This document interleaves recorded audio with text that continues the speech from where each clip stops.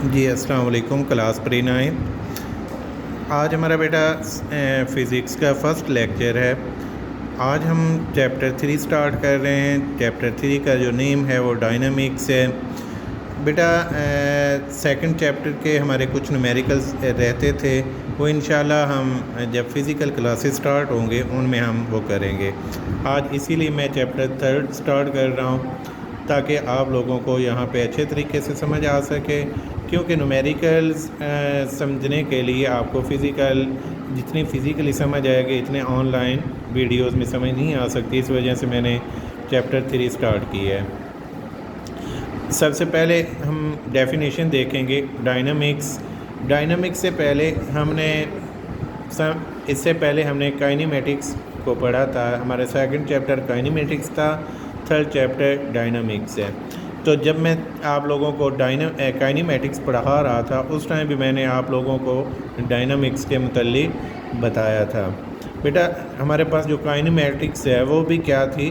The branch of mechanics थी that deals with the study of motion, और उसके आगे वर्ड था without discussing the cause of motion. ये किसकी डेफिनेशन मैं बता रहा हूँ? काइनेमेटिक्स की। जबकि बेटा डायनामिक्स में क्या होता है, दोनों सेम होती हैं। ये भी मैकेनिक्स की ही ब्रांच है। इसमें भी हम मोशन की स्टडी करते हैं और काइनेमेटिक्स में भी मोशन की स्टडी करते थे। इससे नेक्स्ट जो हमारे पास चीज़ है उसमें without the cause of motion हम डिस्कस करते थे। उसका कॉज नहीं हम डिस्कस करते थे कि वो बॉडी मूव कर रही है तो क्यों कर रही है। जबकि हम डायनामिक्स में क्या करते हैं, उसका कॉज भी देखते हैं कि बॉडी मूव कर रही है, क्यों कर रही है, कौन सी फोर्सेस इसके ऊपर लग रही हैं और किन की वजह से इतनी मोशन हो रही है।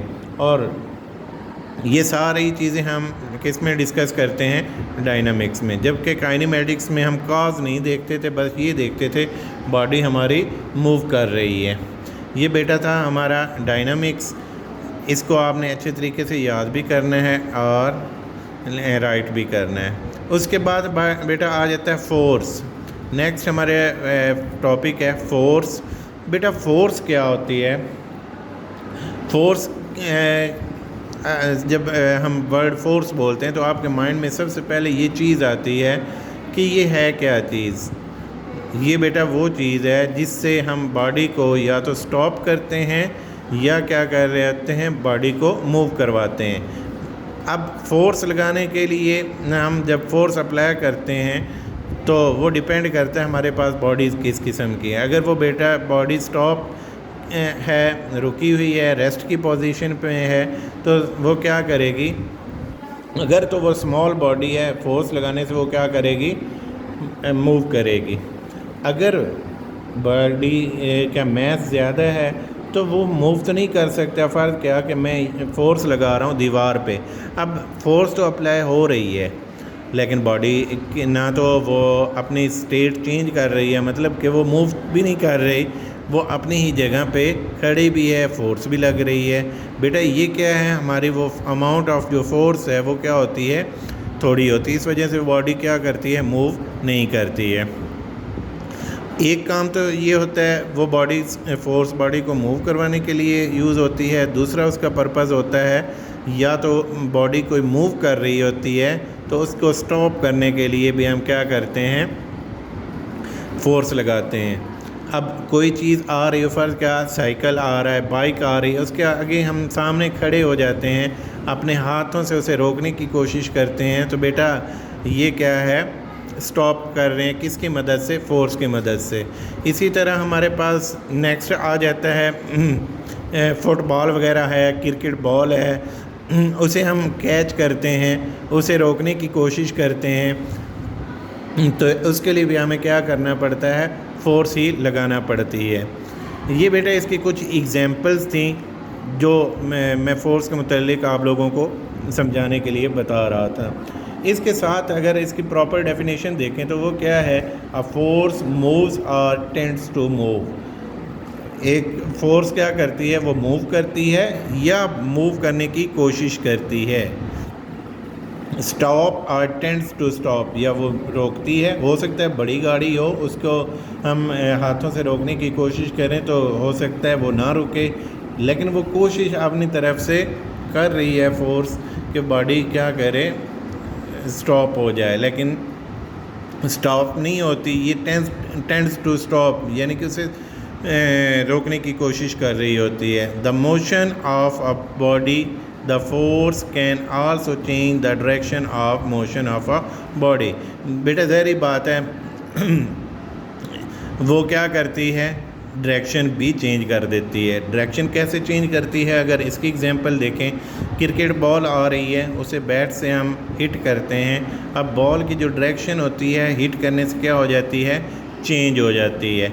ये बेटा फोर्स की डेफिनेशन थी, विद एग्जांपल मैंने आपको फोर्स के मुतालिक बताया। इसका फोर्स का जो यूनिट होता है वो न्यूटन होता है।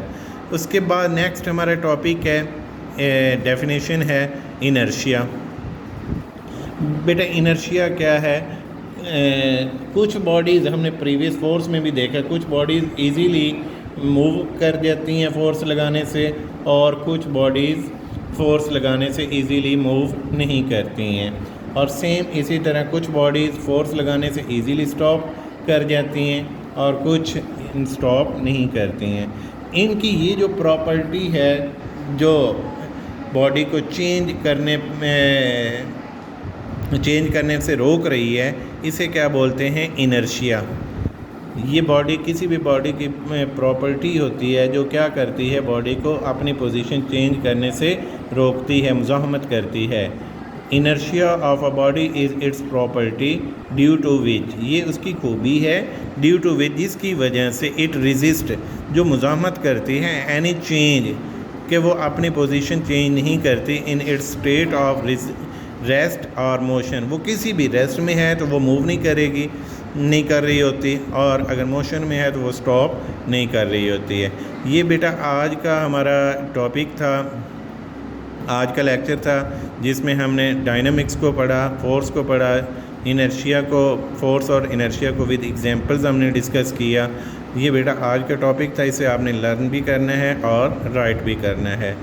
ओके, अल्लाह हाफिज़। अगर कोई प्रॉब्लम हो तो आप ग्रुप में मैसेज कर सकते हैं। अल्लाह हाफिज़।